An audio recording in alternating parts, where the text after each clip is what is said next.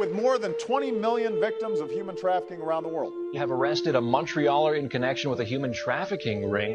They are there because they were forced in a certain way, whether it's Human trafficking is not a business model, it is a crime, and we are going to stop. But this nation of more than 1 billion people is also the leading offender of a much more sinister trade, global slavery.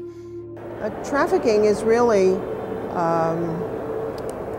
treating people as though they're indentured servants, but instilling in them fear.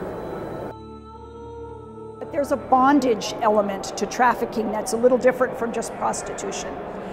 Victims of trafficking are literally housed, kept, managed by their runners or their johns, the people that keep it going.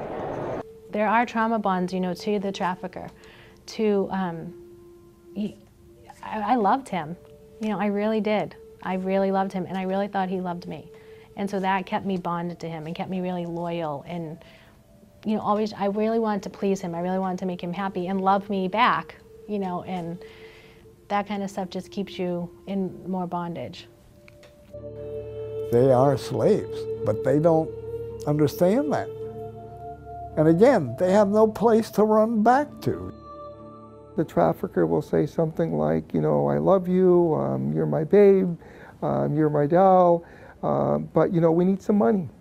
We need some money, and I know a way that you can make money, and one of it is to have sex for money. The soup kitchen in New London gets a lot of them in for lunch and supper. They work in New London. There was a new youngster. She was stunningly beautiful. And she had a nice tweed suit on, and she sat down, and I said, something's wrong here. So I walked over to her, and I asked her name. She gave me her name, and I said, what are you doing here? She said, this is New London, right? And I said, yes. And she said, I got kidnapped the day before yesterday when I was leaving my school. Just then, the guy breaks through the door, ran through the door, grabbed her, picked her up. They can work really quickly. And you need to be on your toes to be able to spot them. And I still feel horribly bad about her. I really do. Nobody's ever heard from her again. I don't know if it was 18 or 19 years old, and I was in a local nightclub where I live. So it was in a normal setting. I wasn't kidnapped brutally and taken to this other place. It was a really normal experience of just being in a nightclub, hanging out with my friends. Already on that broken path of doing things I shouldn't have been doing at a young age. I was drinking, obviously underage. I think I was more like 19. I was drinking, partying, and hanging out with my friends. And I just met him, and he brought me to the bar and bought me a drink, and we exchanged phone numbers. So it was just a very normal experience, which turned into something. Obviously, I had no idea. Generally speaking, you have someone who the traffickers, we call, know the vulnerabilities. And they see the kids on the streets, or they see the kids who are vulnerable, and they target them, and they begin to lure them through sometimes a short, up to days, and sometimes longer, process of making them feel like they're special, trying to build their self-esteem, trying to make them feel like they're either beautiful, they sing beautiful, they would be great as a model. The first time we meet, he shows up in his champagne-colored Mercedes-Benz, and he has a lot of money, and he's dressed really nice, and he's good-looking, and I was automatically impressed.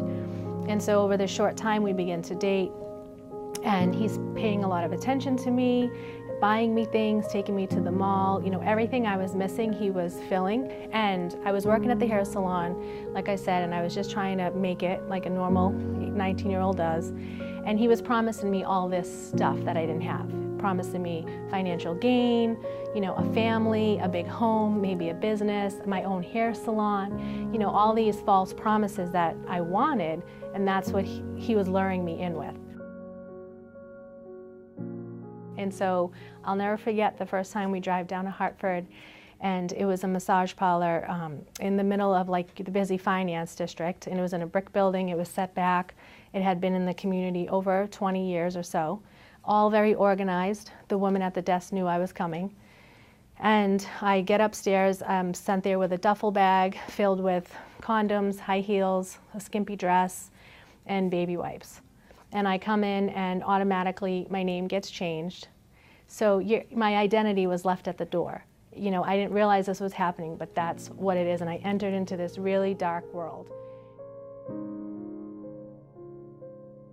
I'm Andrea Stillman. I'm the state senator of the 20th District. About 10 years ago, I decided to create a task force on Connecticut's connection, so to speak, with human trafficking.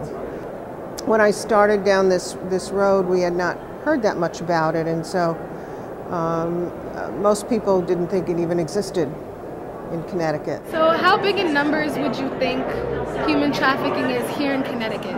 Now that's a good question you stumped me on. I do not know. Do you have any idea what that looks like? Actually, we do. We talked to Bill Rivera yesterday, director of a human trafficking organization, and he said there's over 250 cases. In Connecticut alone? In Connecticut alone that could possibly have human trafficking involved.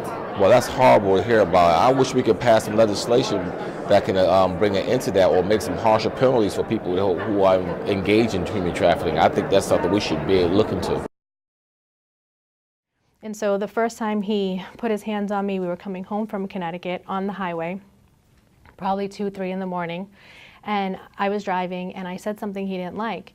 And so from the passenger seat, he backhanded me so hard, the side of my head hit the window. I actually still have a permanent lump in my skull from hitting the window so hard. And my vision became blurry, so I had to literally pull over because I couldn't see. And he just proceeded to pull me out of the car and beat me on the side of the highway, you know, in the middle of the night. And thankfully there was another pimp and his girl in the back seat who pulled him off of me, and they just threw me in the back of the car, and I just cried the whole way home to Boston, like, how did I get myself in this and how am I going to get out? But once you get lured into it, oftentimes it's a lot more difficult to get out if you've been in it. And in some cases, the lies, the deceptions, the grooming process of the traffickers becomes dangerous because the victims often believe that even though this person is doing this to me and whatever it is that's happening to me, he loves me or they love me. He came to my parents' house on Christmas, on Thanksgiving, you know, met my family. It was a normal boyfriend and girlfriend relationship at the beginning. And then it slowly turned into this big situation that I had no control over. And so I start to complain, start to say I changed my mind, I don't want to do this, how can you love me and make me do this with myself? And that's when the beatings came in, and that's when it got really violent. And so at the time I'm doing that, I went to a regular call, you know, a sex buyer called me, I went to his house, but it was strange because he didn't want anything sexual from me. So he just wanted to talk. And this was odd because, you know, used to doing what you have to do and leaving. And so this, I believe, was a total, like, by the grace of God moment, because this doesn't happen to many girls in the life. Where you just meet a guy and he wants to talk to you and pay, you know, up to $900 for sitting there for like 5 hours. And he would call me back all the time. And we just developed a relationship and we talked and talked and talked. And so he became safe for me. And so statistics show that, you know, a woman in the sex industry just needs one safe, supportive person to call when she's ready to get out of the life. And so he became that safe person for me. And so I pack up the car and I move to this big apartment, and it's empty, and it's 2 bedrooms, and it's $1,200 a month.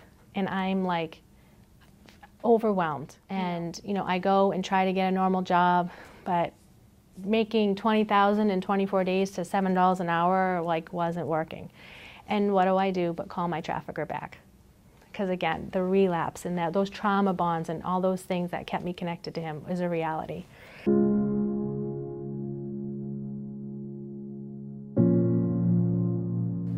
All 55 female lawmakers, both from the Senate and the House, on both sides of the aisle, have come together to co-sponsor House Bill 5666, an act concerning the forfeiture of monies and the property derived from the human or sex trafficking. So last year's bill, House Bill 5666, increased not only the monetary and potential jail penalties for people engaged in trafficking, but looked at our ability to seize the assets of anyone involved in trafficking. I talked earlier about removing an economic incentive in the state to do this at all, and that's a big sanction. This girl doesn't really want to be doing this, that it's considered sex trafficking. It's not like prostitution, you know, they think it's a choice, like women decide, oh, I want to be a prostitute to make extra money. Like, no. Like, there's a story behind all that, and so to change the perspective, to change the minds, that the focus has to be on the perpetrator and the buyer. Like, that it's simple business, like supply and demand. If there wasn't such a high demand, traffickers wouldn't need so much of a supply. Children, I can speak about children. When we started keeping track of this, when we first created our systems response, it was in 2008. And since we started tracking, we're up to about, as recently as sometime early this week, because some new reports, we're up to about 205 reports of human trafficking. Now, not every single one of those reports are confirmed victims of human trafficking, but we investigate any report of suspected human trafficking.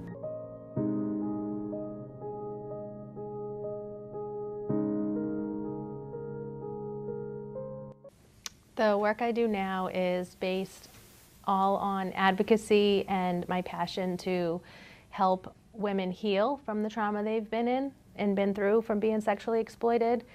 I run a support group at a women's halfway house in Massachusetts, and this is an 8-week group geared towards women that are in recovery from substance abuse. I do trainings for law enforcement, healthcare providers, social workers, just by sharing my story and educating and raising awareness about what sex trafficking looks like in America, and just changing people's perspective on it, because I think they don't think it looks like me, or I don't know what they're expecting, but when they hear my story, their eyes are open.